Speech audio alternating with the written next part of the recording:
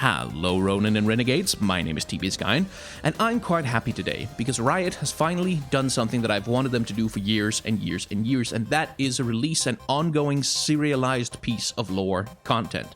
This is Confessions of a Broken Blade Part 1, a short story by Ariel Lawrence, exploring the relationship between Riven and Yasuo, and indeed trying to explore the characters a little bit deeper and try and figure out some way to progress their lore. It's something they've also implied that they're going to do with the upcoming Akali rework. They're going to move her along in her lore a little bit as part of giving her an updated visual and some new abilities. It's just move stuff along a little bit in that direction. I'm very happy about this because League of Legends' biggest weakness as a story goes for a very long time has been that nothing ever goddamn changes in that universe. Nothing ever really changes.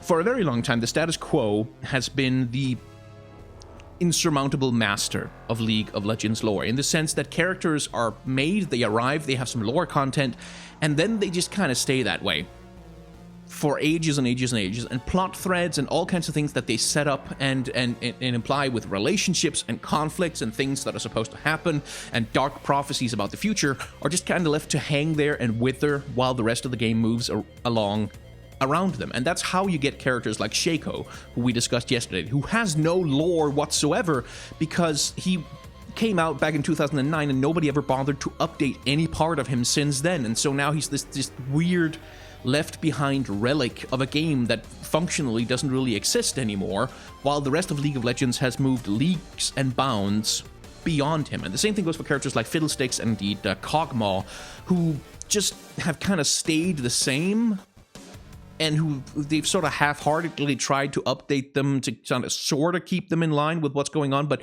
they've never really gone anywhere. And that's because, in my opinion, one of the major reasons this happens is because the lore is static, because they release things and then they never follow up on them. And so now we have over 140 freaking champions at this point, I think. And most of them haven't really had a lot of lore content at all. Like, they have all these unresolved issues, these conflicts, these things that happen, and almost none of it has really been touched. Like, there was a time when Riot did, like, sort of major lore events. Like big events, like the structure around, like tons of content was released. Gangplank was disabled for a few days, and Misfortune got a new skin, and Twisted Fate and Graves made up, and they don't want to kill each other anymore. Now they're friends, or boyfriends, if you listen to most of Twitter. And that stuff was sort of nice, but then the thing that happened after the lore event was that then they just left it dangling in that status quo, and nothing ever happened again. And my feeling always has been that the sensible way to handle this is to do exactly what Marvel and DC does with their enormous stables of characters, and that is to create contained but nonetheless dynamic sort of miniature narratives within the narrative. In the sense, for example, Yasuo and Riven have a major relationship. They have a very important relationship to each other about who killed Yasuo's master. Yasuo suspects Riven did it. Riven just wants to, gain some peace and quiet and seek some redemption for her soul after what she participated in the Noxian Ionian War. And there's this conflict going on where both characters inform each other that was never touched until now with Confessions of a Broken Blade. Yasuo and Riven finally have a story where they get to interact, where they get to bounce their personalities off each other, where things get to happen.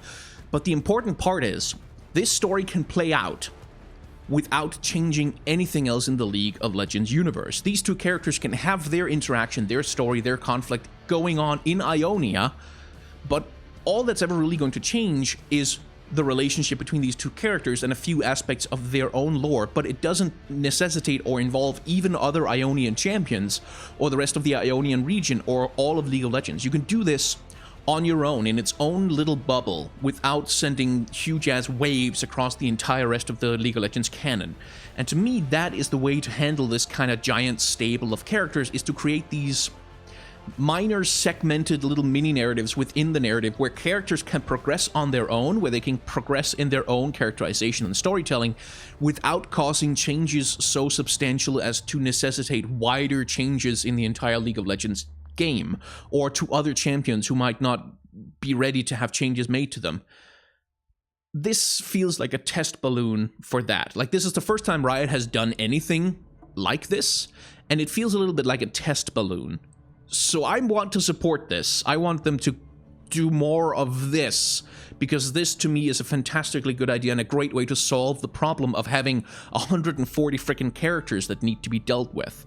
What I'd like to see in the future is a lot more of this. Short stories that involve just, you know, Lux and Garen, or short stories that are just Victor and Jace fighting out their little conflicts, short stories that are just about Echo exploring his time-rewinding powers, not necessarily changing anything about the region of Son, but we get to explore him a little bit more as a character. That stuff is what allows the audience to engage with these characters outside of the goddamn video game. That's the trouble with League of Legends, is that most people that play League of Legends only engage with the characters within the gameplay of League of Legends. And that's such a waste, that's such a shame when you have a hell of a lot of great characters who you could do much more with. Anyway, that's enough introduction, I think. Now, if you would like to hear a read-through of Broken Blade Part 1, and indeed all the rest of the parts of Broken Blade that are going to be coming out over the next number of days. I don't know how many parts this is going to be. I hope it's a lot. Then you should head over to the channel of my fellow YouTuber Necrit, who is doing read-throughs of each of these chapters as they are released. So if you want someone, you know, to read along with you in a pleasant voice in your ear, he's your guy. On this channel, we're going to be doing, well, the thing that I do best, which is nitpicking it all to hell. No, I'm also going to have a lot of positive stuff to say about it, but we're going to be looking through it, we're going to be nitpicking, we're going to be seeing, I'm going to be picking out some stuff that bothers me about it and explaining why it bothers me, and hopefully that's going to be helpful to you guys, to help you kind of, if you are all writers, or if you like to think about writing and creative stuff in a critical way, maybe that's going to be something that's helpful to you. That's the point of this video. Anyway, so let's start with, if you've watched my breakdowns of lore content before, you might know the very first thing I'm going to say, because it tends to be the first thing I say in any video. Too many words. And that's a thing that tends to happen in fantasy writing in general, but here it's not quite purple prose. Purple prose is when you have someone who just uses way too many descriptive, you know, adjectives and descriptive phrases, and spends, you know, ages describing, you know, the golden light on the flowers of the tree shining down from above.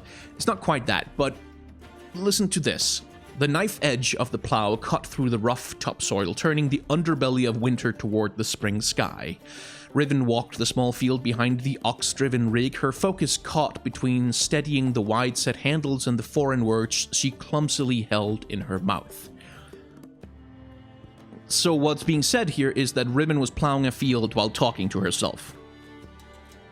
That's all that this whole thing has told us, but a whole lot more words than that have been used to convey. Now, this is one of my pet... I like brief, effective writing that doesn't really step too much into description or poetic language unless there's a specific reason for it. That's a personal preference. Plenty of people enjoy this kind of writing. I'm not necessarily objectively right about this, but I can't criticize from any perspective other than my own. So let's talk about why I think that can be a problem. The way I might have written this was behind a plow, turning topsoil, you know, using underbelly of winter towards the spring sky. That's a pretty neat phrase. That can still be used. Like, so behind a plow, Riven, you know, turned the topsoil of the small field, steadying her focus between practicing her language and driving the ox. Like, there's a much shorter, more efficient way to communicate the same thing. And the reason why I think it's a problem is, for me, when I see this, it feels like too much information already. Right now, I'm just opening the story. I don't know what the hell is going on. The only thing I want to know is, who are the characters? What are the stakes? So let's talk about how long it takes us to get to the stakes of this story. Now, what I mean the stakes is when the plot kicks into action, when we realize what is this story going to be about.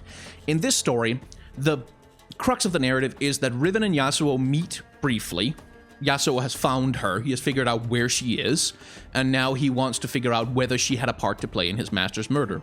We think. He hasn't really said much about his motivations.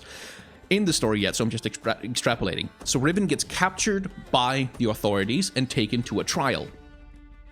How long does it take for us to get there? Well, here is where, like, all of this goes by until here Yasuo meets Riven. So that's all of this happens before we get to the start of any conflict whatsoever showing up. And then they have a rather extended conversation for a good long while. And where do we get to? There she is. Here we are. This is where we come to the part where the riders, the lackeys of the authorities of Ionia, find Riven. Right, so we have all of this between that and the next plot movement. And after that, we have a long section where Riven kind of struggles with wanting to fight for her life and struggling with not, immediately resorting to violence, which is what she has learned to do in Noxus. And so the next movement is when Riven actually gets shackled up, and that happens here. So, if you look on the scroll bar here, we're halfway through the first chapter of the story, and the plot has not really set into action until this point where Riven lets herself get captured. Now we have the stakes. Riven has been captured by the authorities. They might decide to kill her. How are we going to save her? And this is where we start to get the farmers coming into their own as particular characters who are determined to go to the authorities and tell them that Riven has been kind to them. She has been helpful. She's been good. She's never done anything wrong. They know her character is fine. They will speak for her.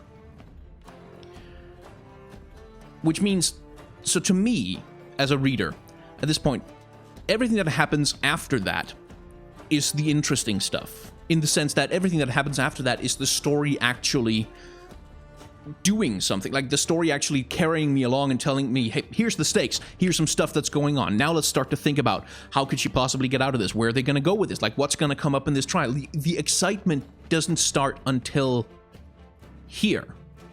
Everything that's before that is world building and setup. And that is not necessarily wrong. Like there's not a ratio, like you must use only so many words to set the scene. But to me, it's like we have taken too long to get there. And the conversation between Yasuo and Riven, or no conversation really, because Yasuo is the only one who says anything,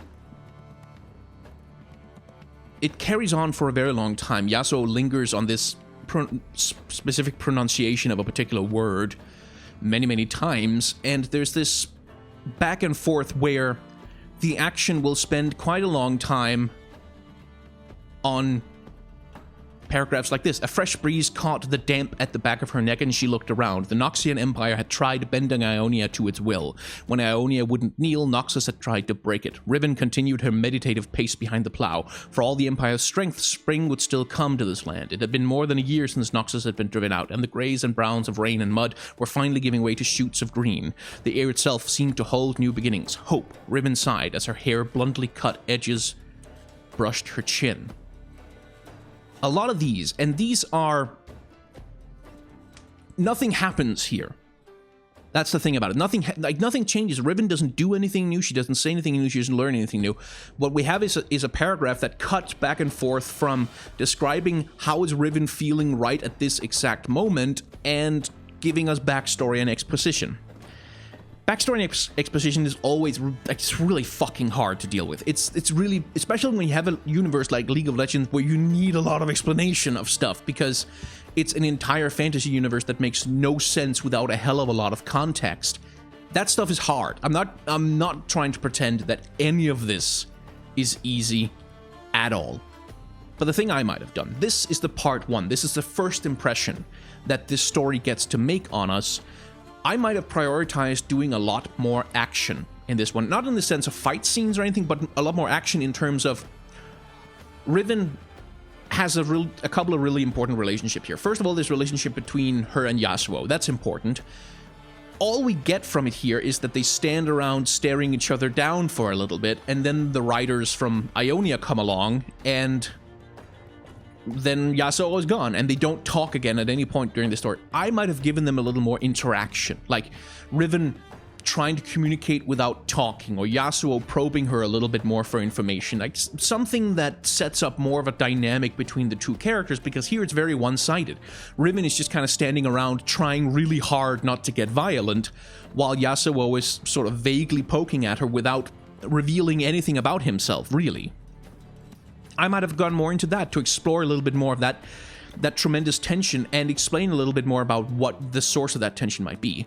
The other important relationship that Riven has here, that's really important to the emotional core of the story, as far as I can tell, is the relationship between her and the farmers, who have taken her in essentially as their new daughter, which that's kind of a big deal for someone like Riven, who has like shaken herself away from all attachment to the nation that she used to belong to. She was a soldier who fought for Noxus and was betrayed by the people and the ideology she trusted in the most, and now she's been taken in by these farmers. Like, this feels like really fertile, interesting grounds to spend more time having Riven and the farmers interact, and less time having Riven walk around in a field, you know, thinking exposition at us. So those are the sorts of things that I might have done for the very first impression, like the first impression that you get to give us. I would have prioritized a lot more interesting action, a lot more interesting character interaction, a lot more, like, you could do flashbacks to some of Riven's past, for instance. You could explore a little bit more why she feels so tremendously guilty, because that's kind of important too, is that the reason Riven is fighting so hard not to use violence, not to do that again, is because she has abandoned the ideals of Noxus. She has abandoned this ideal of personal strength above all else, and she is restraining herself in order to protect the farmers who took her in. Like, again, it's that relationship which, when you have an emotional core of a story that's that important, my feeling is you want to establish it as quickly as possible. Like, you really want to immediately establish that there is love between these characters, and you want to establish what the source of that love is, because right now, because it's so unexplored, all we really know is that Riven does field work for them. That's the extent of this. Like, why have they taken her in as their daughter? Because she does some plowing, as far as we know right now, and that's not enough. We need to know something about. There's something implied that the old couple of farmers, their children were lost in the war. They were killed in the war. And so Riven comes along and offers to help them, and they sort of adopt her as a surrogate daughter. And there's, like, the thematic ground that you've got in there where people who have lost everything to a war with Noxus adopt a Noxian soldier as their child. Wow, there's some serious emotional stuff to unpack there. Like, how does Riven feel about this? Like, how much guilt does the poor girl carry about being treated so kindly by people whose children she might have murdered in combat? Like, what the fuck? And secondly, this old couple, they're well aware that Riven is Noxian, but they've taken her in anyway. Why? Noxians killed their children, so what was it about Riven that made them willing to look past the fact that she's a Noxian soldier? Like, that kind of stuff that's where my heart gets pumping. That's where I go, that would be so fucking cool to look at, because that's an opportunity to characterize Riven a hell of a lot more, like, to get into her guilt, to get into, like, how much she struggles with her conditioning from Noxus. Like, she was a Noxian soldier for many years, violence is the only thing she knows. That's implied here already, but it would be very interesting to see that explored a little bit more in her relationship with the farmers. That she has to learn the Ionian way of kind of just work the land, just live in harmony with things instead of living in conflict with them, which is the Noxian way. It's conflict always. Lots of good stuff there, and I feel, for me, that's the kind of thing I wanted from my first impression of this new story. That's the good stuff. That's the really tasty stuff that I like to sink my teeth into. There was a different priority here. So it sounds a lot like I've been kind of shitting on this like it's not a good story, but it is. It is actually quite a good story because I read it the whole way through and I never got bored. So let's just get that out of the way right here. I never got bored reading this. It's not that there's something super wrong with it. I was sitting there rolling my eyes like, oh, that's so bad. Why would they do? No. I'm nitpicking and I'm criticizing because I love editing and I love thinking about storytelling and I love thinking about how to do it better every single time. I do this with my own writing as well. I just look at it and go, I did everything wrong. Here's how I would do it better this time. That's what gets me excited. But this is a good story. Like, I really like the concept of Riven as struggling with the violence that's kind of ingrained in her. That's really, really strong. That's really, really good as a characterization, that she's not just a reluctant soldier because she has some kind of principle objection to, oh, I fought for a wrong cause, I must hang up my sword forever, but that it is a deeply emotional thing inside her, that she's conditioned, that she's emotionally conditioned to react with violence, to attack, to kill, to hurt, like that is so ingrained in her, and that she struggles with that because it scares her. She hates that part of herself. That's really good, and that's implied really heavily in this writing. That's a really cool idea, and I want to just props to the writer for coming up with that as the angle to make Riven interesting. Because just like, oh, I'm a soldier who's very sad about being such a fucking badass with a sword, that's weak. That's not really interesting, but someone, I'm sad because I don't know any other way to be except violent, that's really good. Yasuo is not really characterized in this story, and I don't think that's necessarily a bad thing because he's kind of a wild card. We don't really know how he feels about Riven, whether he considers her responsible for his master's death or whether he just suspects it. We don't really know what he wants. He's someone who has been profoundly traumatized by his past in Ionia and who has a complicated relationship to that place. So keeping him kind of withdrawn and held back a little bit without revealing too much about him or how he feels about the whole thing, that's interesting because that creates tension in the narrative. You have this character who you don't really know what he wants or what he's planning to do, but you know he's gonna do something. Like, that's a good tension. That's kind of Hitchcockian tension. Hitchcockian tension, by the way. There's a famous clip of Alfred Hitchcock, where he says, four people are sitting around a table. Suddenly a bomb goes off. You've now given the audience 10 seconds of shock. Take the same scene. 4 people are sitting around a table. You tell the audience there's a bomb under that table and it will go off in 10 minutes. Now you have 10 minutes of suspense, right? That's Hitchcockian suspense theory. And that's kind of what's going on here is we know that Yasuo is the like, he's got a serious revenge boner going on, trying to figure out what's going on with his master. We know that he thinks Riven has something to do with it, but we don't really know what he wants to do here. So he's the ticking time bomb. We don't know what the heck. We know he's going to do something. We don't know what it is. It creates tension. It creates interest. I really like that. I also like for all of the crap I've been giving this story for doing a lot of world building and a lot of sort of world detail, putting it in there and kind of lingering on it without really getting anywhere. Ionia is also a really interesting region because Ionia has always been this kind of vague pan-Asian, sort of Japanese, sort of Chinese, sort of Southeast Asian, Indonesian, sort of a little bit like, you know, Mongolian with maybe like a vague smattering of Indian influence. It's been this sort of vague mix of various Asian influences that has never really been resolved into anything approaching a coherent culture. But here, some effort is made to correct that. We get to learn something about their justice system, we get to learn something about their architecture, we get to learn something about their relationship with nature and the ways in which they talk with each other, the ways in which they resolve conflicts. All of that is really good stuff and really interesting for people who are interested in the world building of League of Legends, because again, one of the problems of League of Legends is that they set some stuff up and never follow up on it, which means that their world building has been very shallow. A lot of the time. They've kind of set up a facade, but never really made any buildings behind it. And that's something that the work has kind of started on here, is to characterize Ionia a little bit more, to give us a sense of what this place is and how these people behave.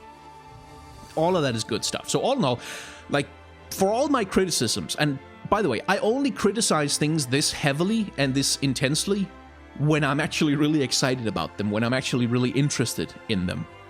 I have a lot of criticisms about The Empire Strikes Back, but it's also the best Star Wars movie. That's kind of what I'm trying to get at here. So this is like an A+ for me. This is, yes, thank God Riot are finally doing ongoing lore content. They're finally following up on some plot stories. They're finally starting to move the relationship between Yasuo and Riven along and exploring what actually happened to Yasuo's master. Yes, please. Thank you. More of this. So, that's about 25 minutes on an 11-minute short story. That feels like a pretty good ratio. So, my name has been TVSkine. There are some Patreon supporters who I have who support me on Patreon, which is nice. It's like tremendously nice of them. It's very helpful for me because I don't have a lot of money. So any support that people give is tremendously valuable to me. Like I've said in multiple videos before, I'm working on trying to figure out how to make that Patreon attractive to YouTube viewers. I'm thinking of maybe setting up some kind of voting system where people can vote on topics for the video or request topics for the video. That's coming later. If you want to support me there, I'm tremendously grateful. If you don't, that's completely fine. I'm just happy that anyone does. My name's been TVSkine. If you have any comments, you should feel free to leave them down below. There's a like button, which enjoys it so very much when you click on it, and a dislike button, who's a bit of a jerk, so I wouldn't really validate him with the attention unless you absolutely have to. Thank you very much for watching. Go watch Nikrit's breakdowns of the lore if you want to have a proper read-through and get all of the detail along with it. And I shall see you in the next video.